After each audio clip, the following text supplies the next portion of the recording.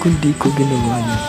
Kung nayaan ko muna siya magpaliwanag, siguro andito pa siya.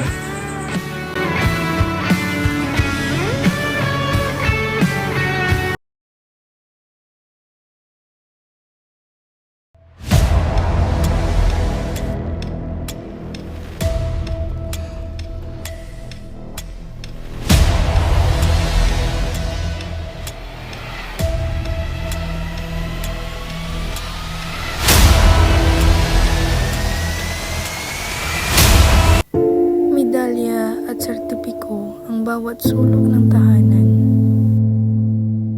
Tila bang parangal na hindi mabilang-bilang. Buhay na puno ng oportunidad, pangarap at pag-asa na nagbibigay buhay sa kinabukasang naghihintay. Bukod dito, kay simpleng pamilya ang meron ako. Samahan na puno ng saya at ligaya.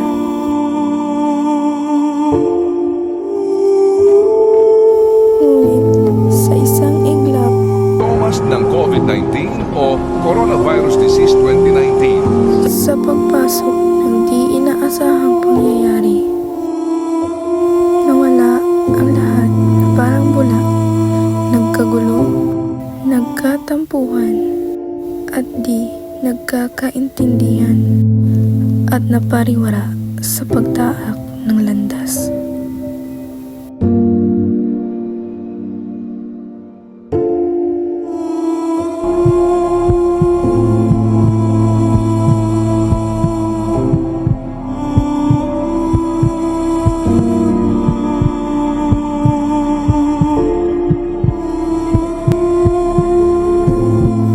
Sa bawat tingin ko sa aking mga magulang,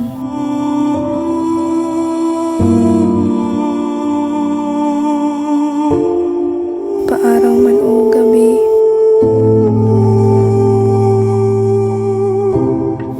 ang kanilang pag-aaway ay walang katapusan. Para bang hindi kukupas ang isang problema. At ang aking kapatid na maaga na buntis, tumahak sa maling landas na nakasira ng kinabukasan. Bagay na hindi ko ginusto at walang planong ipaalam sa ibang tao, maging na sa pamilya ko. Huwag kang manghusga kung hindi mo alam ang buong istorya. Walang silbi, walang paroroonan ang buhay na ito. Sandali, pwede na ba akong magpahinga?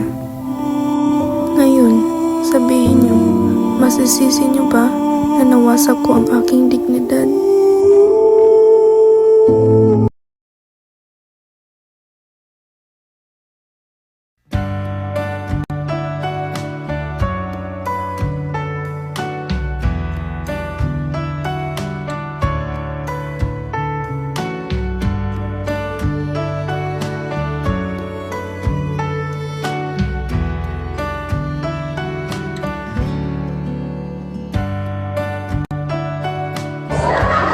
Tara, gala tayo. Maliliti ako.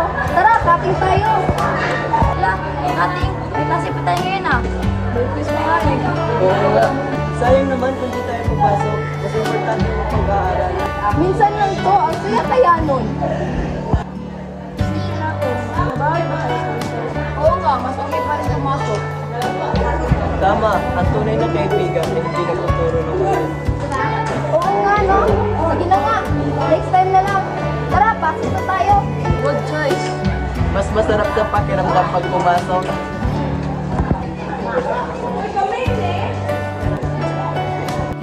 Hindi sayang ang sakripisyo para sa kinabukasan. Gamitin ang isip at kilos loob para sa tamang desisyon. Kalayaan, konsensya, kilos loob, at dignidad.